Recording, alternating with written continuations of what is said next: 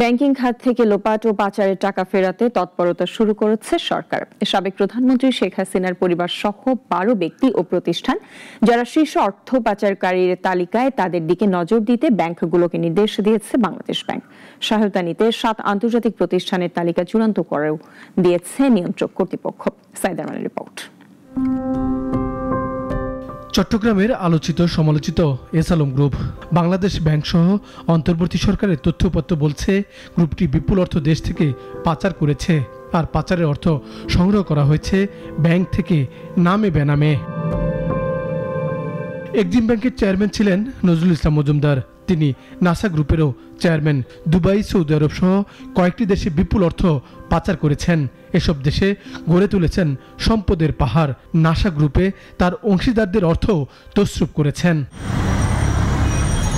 এসআলম, NASA সহ 12 ব্যক্তি এবং প্রতিষ্ঠানের পাচারের অর্থ ফেরাতে তৎপরতা শুরু করেছে সরকার।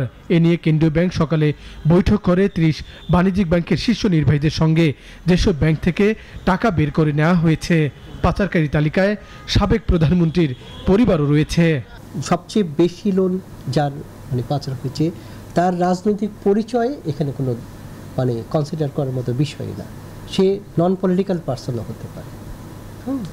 এবং এসআলম গ্রুপ তো আমরা দেখেছি, তারা তো সরাসরি রাজনীতির সাথে সম্পৃক্ত ছিল না, কিন্তু তাদের তো অর্থ সবচেয়ে বেশি পরিমাণ অর্থ তাদের দ্বারা অভিযোগ আছে যে তাদের দ্বারাই পাচার হয়েছে।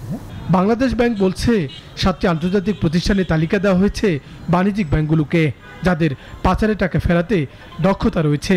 এখন ব্যাংক এসব প্রতিষ্ঠান থেকে বাছাই করে চুক্তি করবে, সহায়তা নিবে।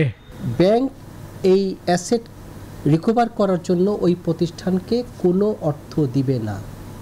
আদায়কৃত অর্থের একটা অংশ কমিশন আকারে তাকে ওই প্রতিষ্ঠানকে দেওয়া হবে।